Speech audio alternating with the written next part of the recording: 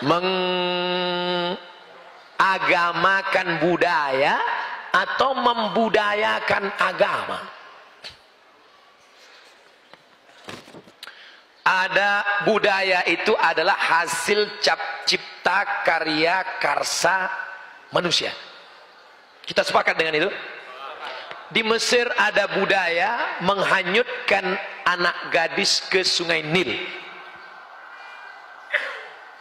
Ustadz datang.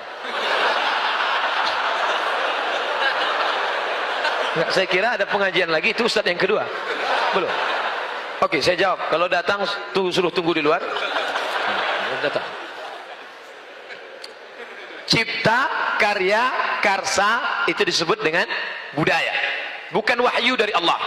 Maka agama tidak bisa dimasukkan dalam kajian budaya, karena wahyu Islam adalah dari Jibril, dibawa dari Allah, dibawa kepada Muhammad sallallahu alaihi wasallam. Jadi jangan nanti dicampur adukkan antara agama dan budaya. Ada budaya di Mesir, dibuat rakit yang indah dengan hiasan, dihanyutkan anak gadis yang paling cantik ke Sungai Nil. Kisah ini bisa di dalam buku, judulnya Al-Bidayah wan Nihayah. Al-Bidayah wan Nihayah. Judul lagunya Al-Bidayah wan Nihayah, buku sejarah besar. Nama penulisnya Abul Fida Ismail Ibnu Katsir, yang menulis tafsir Ibnu Katsir. Ada tradisi di Mesir menghanyutkan anak gadis ke Sungai Nil. Kalau anak gadis tidak dihanyutkan, air Sungai Nil tidak naik dan gandum tidak akan tumbuh dan masyarakat Mesir akan mati. Ada tidak budaya di Indonesia menghanyutkan anak gadis ke Sungai Nil? Tidak ada. Di tempat kita menghanyutkan kepala kerbau, kepala kambing, karena jin di tempat kita itu seleranya rendah. Kepala kambing. Kalau Mesir kambing nggak laku kambing. Kami maunya anak gadis, kata dia. Keren jin-jin Mesir itu.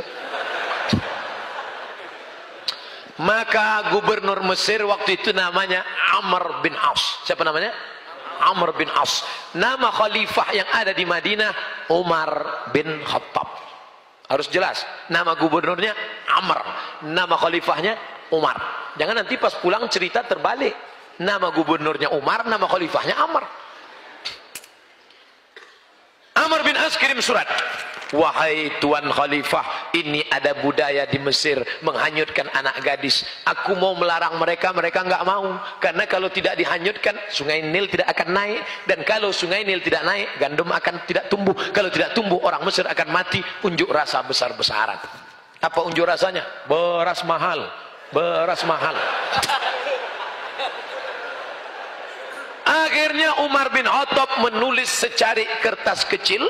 Kertas itu dilipat halus, dimasukkan ke dalam amplop. Amplopnya dimasukkan ke dalam amplop besar, bawa pulang menuju Amr bin As. Amr bin As membaca surat. Wahai Amr bin As, hanyutkan amplop kecil ini ke Sungai Nil. Amr bin As penasaran, isinya apa? Dia buka. Dia buka isinya. Ya Nahran Nil, wahai Sungai Nil, min Abdillah. Dia tidak bawa nama-nama khalifah. Wahai Sungai Nil, dari hamba Allah Umar bin Khattab. In kunta tajri min qibalillah fajri. Kalau kau mengalir karena Allah, mengalirlah. Wa in kunta tajri min qibalak fala tajri. Kalau kau mengalir karena dirimu, tak usah kau mengalir sampai hari kiamat. Dimasukkan lagi amplop kecil, dicampakkan ke Sungai Nil di waktu malam. Besok pagi naik air Sungai Nil ke atas. Sejak itu dihilangkan budaya menghanyutkan anak gadis ke Sungai Nil. Sekarang pertanyaannya, agama mengikut budaya atau budaya itu dijadikan agama? Agama Islam menghapuskan budaya yang bertentangan dengan syariat Islam. Di Riau, tempat saya, kampung halaman saya, ada tradisi menanam kepala kambing untuk membuka hutan. Hai segala hantu setan penjaga hutan, ini kepala kambing, makan, makan. Datang mufti kerajaan Siak Sri Indrapura, kerajaan Melayu Islam, tahun 1723. Sultan terakhirnya Sultan Syarif Kasim menyerahkan kedaulatan kepada Presiden Soekarno 1946. Di Yogyakarta. Kami mengikut Indonesia 1946. Kami paling cinta NKRI. 11 juta gulden disumbangkan sultan kami untuk mengikut negara kesatuan Republik Indonesia. Allahu Akbar. Muftinya berfatwa tidak boleh menanam kepala kambing ke dalam tanah untuk sesajen. Dihapuskan budaya itu. Makanya yang ditanam hanya darah kambing saja, karena darah kambing haram dimakan. Darah nggak boleh. Darahnya masuk ke tanah, lalu masyarakat bertanya, Kiai, Ustadz, darahnya buang karena najis. Kepalanya antar ke rumah saya. Nanti kalau jinnya ngamuk, jinnya diusir dengan tahlil, beramai-ramai bertahlil di tepi hutan. Afdhalul zikri fa'lam annahu la ilaha illallah, la ilaha illallah, la ilaha illallah. Lari setan, tunggang langgang, lintang pukang, lari semuanya. Makanya setiap ada pengajian, saya kalau pengajian di kampung ada acara akikah, walimah, pasti dikasih kepala kambing. Kenapa? Karena tradisi dari dulu kepala kambing yang ditanam dalam tanah dinaikkan, diletakkan di dalam ustadz. Ustadz makan otaknya dengan lidahnya. Sekarang ustadz banyak yang setelah makan itu berkunang-kunang. Ketika ditanya, kenapa ustadz? Jinnya ganggu. Bukan, darah tinggi kumat.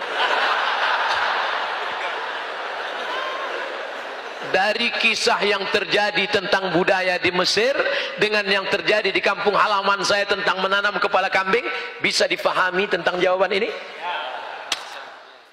Itu enaknya ceramah di komunitas Civitas Akademika, mahasiswa-mahasiswi cerdas-cerdas mereka.